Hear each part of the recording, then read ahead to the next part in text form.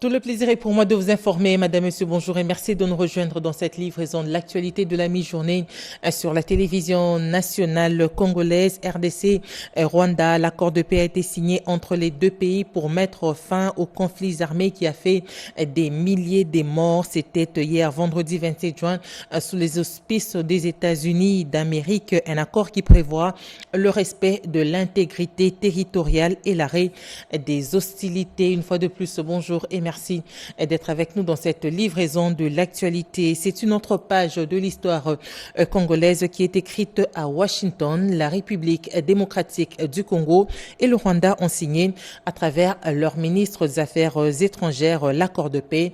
En direct de Washington, des précisions sur cette cérémonie avec notre envoyé spécial Giscard Koussema. La signature de l'accord de paix entre la République démocratique du Congo et le Rwanda a eu lieu dans les bureaux du secrétaire d'État américain Marco Rubio au 7e étage du bâtiment du département d'État. Le premier cercle de Donald Trump s'est mobilisé pour cet événement.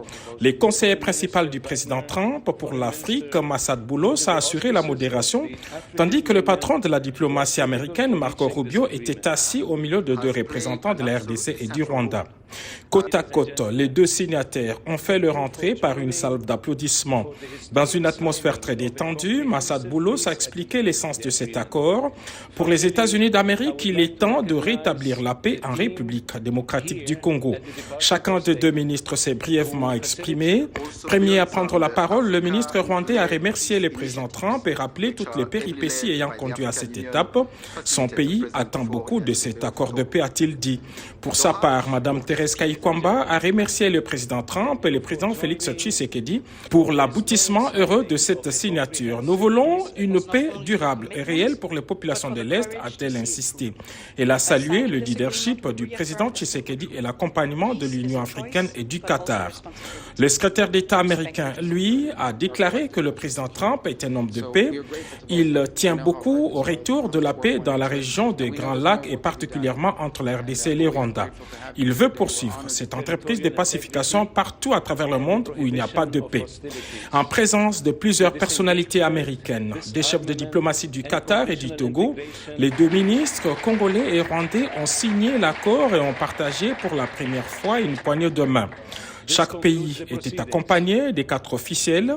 La délégation congolaise avait dans ses rangs le directeur des cabinets adjoints du chef de l'État chargé des questions des finances, André Wameso, l'ambassadeur itinérant du chef de l'État, Patrick Loabeya, les hauts représentants du chef de l'État, Sumbu Sita Mambu, et le général-major Augustin Mamba. Dans une déclaration faite au soir du vendredi 27 juin 2025, le présidium de l'Union sacrée de la Nation a rendu un vibrant hommage au chef de l'État, Félix-Antoine Tshisekedi Tshilombo, au peuple congolais, aux FARDC ainsi qu'aux résistants patriotes Wazalendo. C'était après la signature de l'accord marquant un pas décisif vers la paix dans la partie est de la RDC. Robert Ndaye. L'accord de paix République démocratique du Congo-Rwanda sous la médiation des États-Unis d'Amérique, le voici. Il a été signé ce vendredi 27 juin 2025 à Washington. Pour célébrer ce moment historique, 29 de 40 membres du Présidium de l'Union sacrée de la Nation ont suivi en direct sur la télévision nationale la signature de cet accord de paix qui vise à mettre fin au conflit à l'est de la République démocratique du Congo. Dans une déclaration lue quelques heures après par le secrétaire permanent et porte-parole de l'Union sacrée de la Nation, le Présidium a rendu un vibrant hommage au président de la République, haute autorité politique de l'Union sacrée de la Nation, Félix-Antoine Tshisekedi Tshilombo, pour sa diplomatie agissante. Cet événement historique est le couronnement de la mobilisation patriotique massive du peuple congolais et de l'action diplomatique vigoureuse conduite par le gouvernement de la République démocratique du Congo sous le leadership clairvoyant et avec l'implication personnelle de son Excellence Félix-Antoine Tshisekedi Tshilombo, président de la République, chef de l'État et haute autorité politique de l'Union sacrée de la Nation.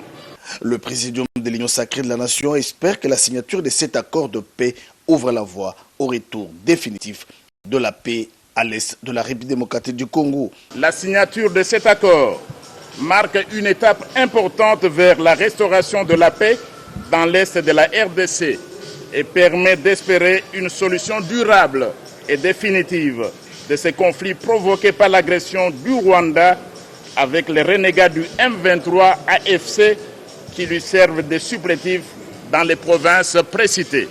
Tous promettent un soutien sans faille aux garants de la nation et réaffirment leur loyauté au chef de l'État, Félix Antoine Tshisekedi Tshilombo. L'Union sacrée de la nation félicite les Congolaises et Congolais pour leur patriotisme exemplaire et notre haute autorité politique, son Excellence Félix Antoine Tshisekedi Tshilombo, dont la bravoure, la lucidité politique, les efforts inlassables et la détermination de sauvegarder l'intégrité territoriale, la souveraineté de la RDC, notre beau pays, ainsi que les intérêts vitaux de notre peuple ont permis de faire échec aux velléités de balkanisation de l'État congolais, de déstabilisation de ses institutions démocratiques et de pillage éhonté de ses ressources naturelles. Le 27 juin 2025 restera une date historique gravée dans la mémoire collective comme un tournant vers un avenir pacifique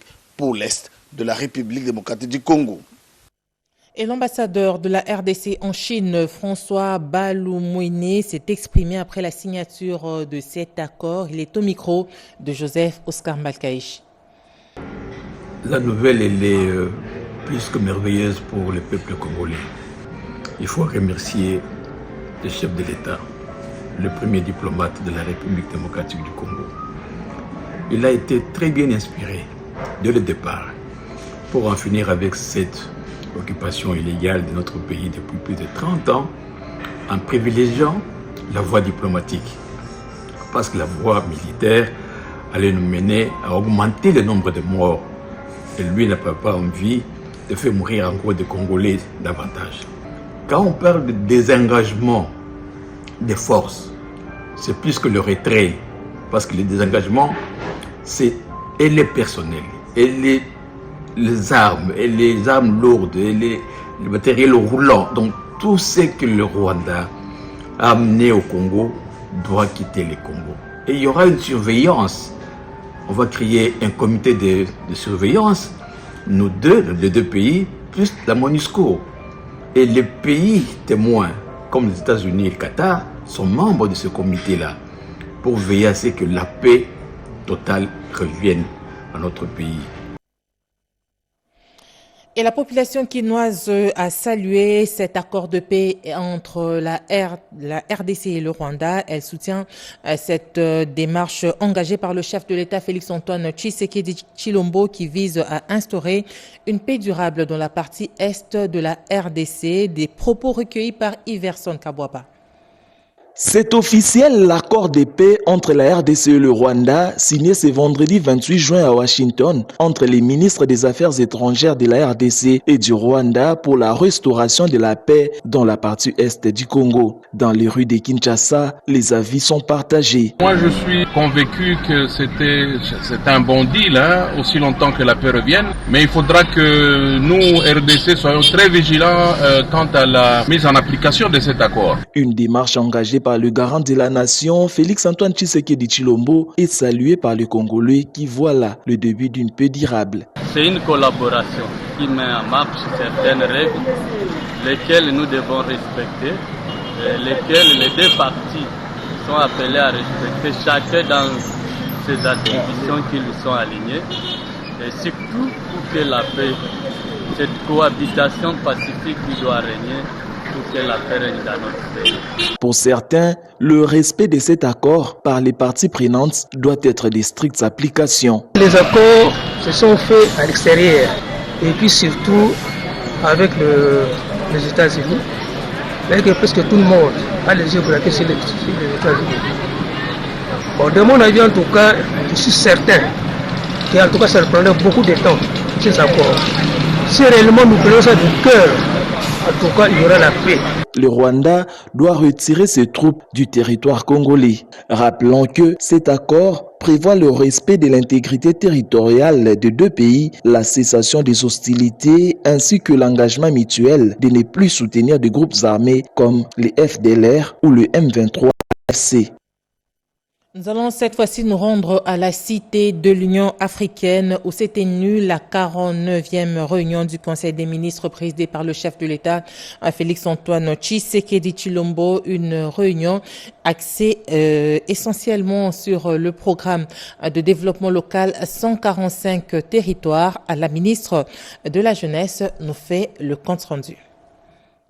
Le président de la République a tenu à rappeler que le programme de développement local de 145 territoires, PDL 145T en sigle, incarne la vision d'un développement à la base équitable, inclusif et durable, tel qu'il a toujours voulu. Ce programme, sans précédent, par son envergure et sa portée sociale, vise à corriger les inégalités historiques entre les milieux urbains et ruraux, et à ancrer durablement la présence de l'État dans tous les territoires de notre pays.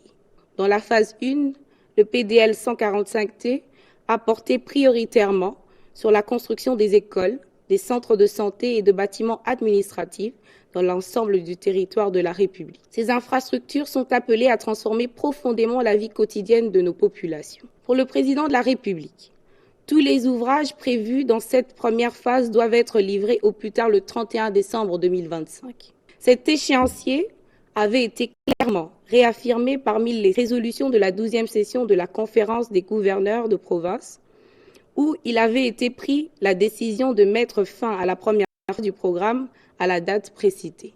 Cependant, à l'analyse des taux de réalisation actuels, il apparaît que certains retards pourraient compromettre le respect des délais si des mesures correctives immédiates ne sont pas prises. Le succès de cette première phase est capital pour la crédibilité du programme, mais surtout pour la confiance de nos concitoyens dans la capacité de l'État à transformer concrètement leur vécu quotidien. Il est donc impératif que la parole donnée devienne un acte accompli.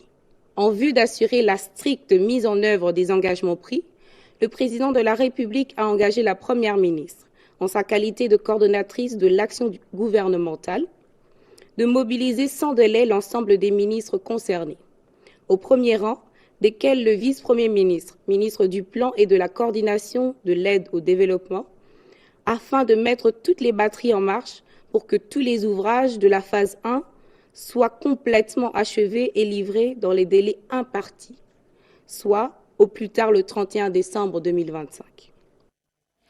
En visite à l'université d'Osaka, la première ministre congolaise Judith Suminwa-Tuluka a proposé un programme d'échange RDC-Japon sur la jeunesse, le leadership féminin et la résilience communautaire. Et c'est un appel fort à renforcer la coopération entre les deux pays dans un esprit d'innovation, de solidarité et de respect mutuel. Chimendondo Jokuku Pompomba pour le reportage. Concentrés, les autorités japonaises, chercheurs et étudiants passionnés par l'Afrique écoutent religieusement l'allocution vibrante de la première ministre congolaise Judith Suminwa-Tuluka prononcée ce vendredi dans l'un des amphithéâtres le plus prestigieux de l'université d'Osaka. Sous le thème « Statut de la jeunesse et de femmes en RDC, valeurs et signification pour les sociétés africaines et japonaises ». La chef du gouvernement a plaidé en faveur d'une coopération plus engagée, articulée autour de deux piliers, la jeunesse et le leadership féminin. En République démocratique du Congo, plus de 60% de la population a moins de 25 ans. Les femmes, quant à elles, assurent plus de 70% de l'activité informelle, rurale et agricole. Plus de 43% des entrepreneurs congolais sont des femmes. Elles dominent le petit commerce et l'informel. Il faut noter qu'une grande majorité des activités économiques dans notre pays s'exercent dans l'informel, en majorité par les femmes. Ces chiffres nous interpellent. Ils nous rappellent que notre avenir repose sur cette jeunesse dynamique, sur ces femmes résilientes et sur notre capacité collective à les accompagner vers l'autonomie et la dignité. Judith Suminwa a détaillé les 6 piliers de son programme d'action gouvernementale dans lesquels l'autonomisation de femmes et de jeunes occupe une place transversale.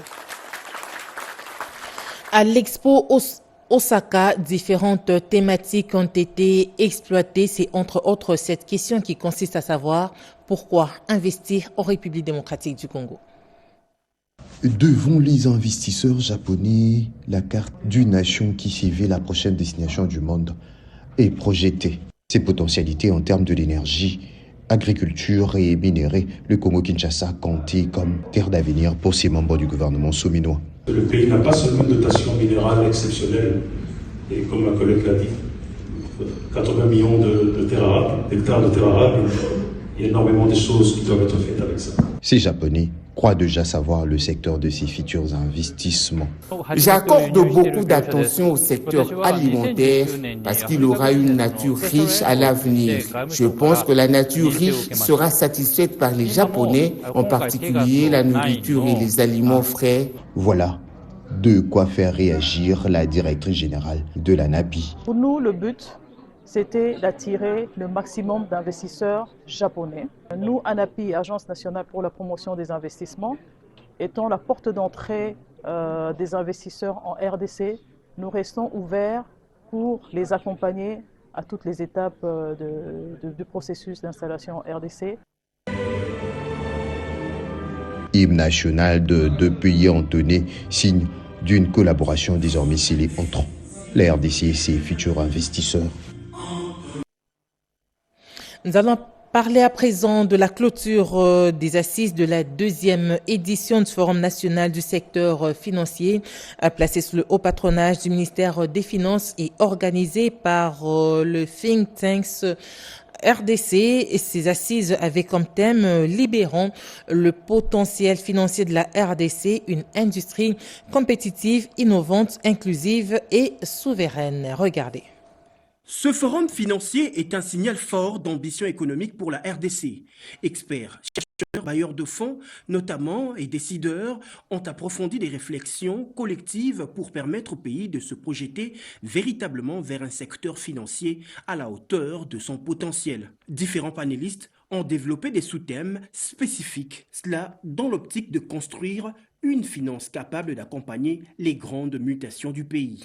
Pour obtenir l'accompagnement du ministère, dès lors que les lois qui sont là pour promouvoir l'entrepreneuriat des startups et l'artisanat prévoient la possibilité de donner une part de marché importante aux PME congolaises. Dans son mot de clôture, Bodo Matungulu, président du think tank RDC Stratégie, a salué l'engagement de tous les partenaires et participants à la transformation du secteur, à l'édification d'un écosystème financier plus solide, plus éthique et plus innovant. Les rideaux s'abaissent sur cette édition du Forum du secteur financier RFF 2025. Pendant ces 2 jours d'échanges riches et intenses, nous avons ensemble décrypté les mutations profondes qui transforment notre secteur. La transition numérique, les finances durables, l'inclusion financière, l'intelligence artificielle, la cybersécurité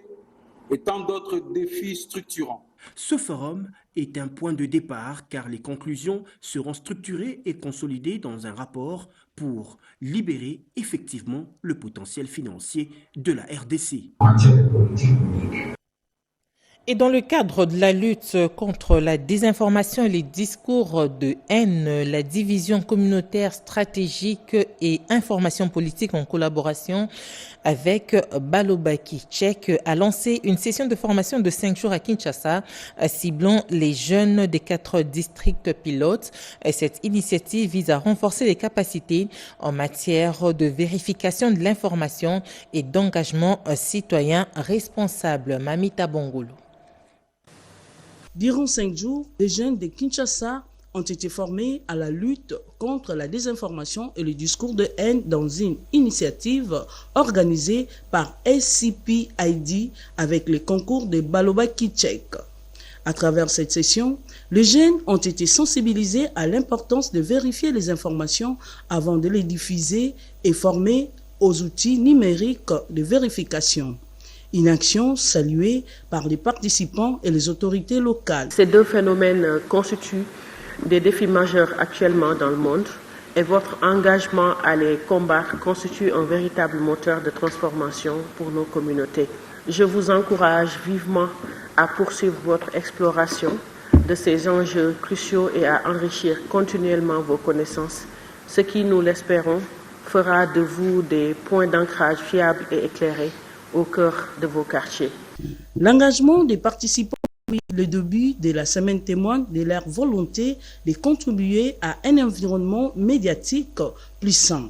Il reste à espérer que cette expérience se prolonge au-delà des salles de formation dans les écoles, les quartiers et les espaces numériques à titre renchéri. Tout au long de cette formation, nous avons été outillés sur l'utilisation des applications ou bien des outils informatiques pouvant nous permettre à checker certaines images, certaines informations qui ont été utilisées en dehors de leur contexte. Il est nécessaire de multiplier ces formations dans d'autres communes et de renforcer leur impact à long terme, car une jeunesse informée, c'est une société protégée.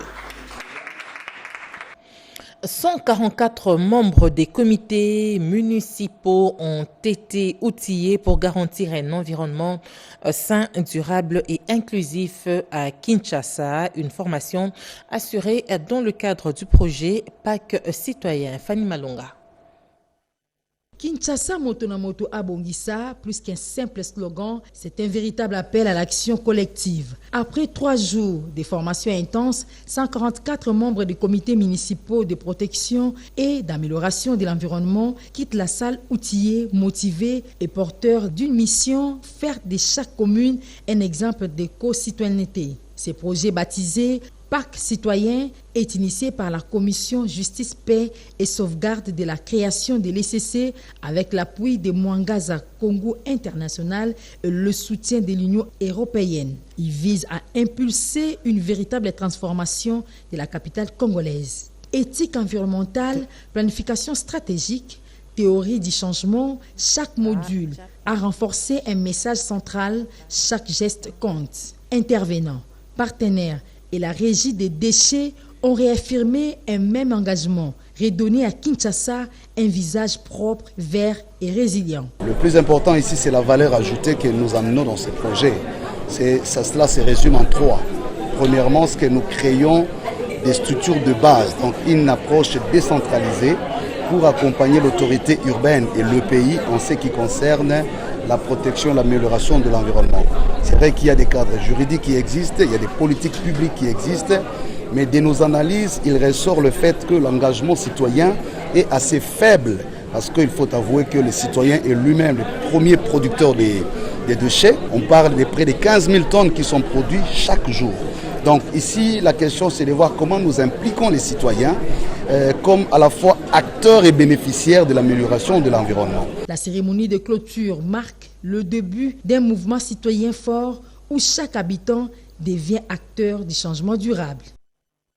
Le secrétaire général de la Fédération internationale de la Croix-Rouge est en visite à Kinshasa. Japan Chapagan est allé à la rencontre des sinistrés des inondations pour évaluer les besoins sur le terrain et l'efficacité de la réponse humanitaire. Une mission de solidarité ponctuée par une soirée d'hommage en son honneur. C'est un reportage de Patricia Ungu.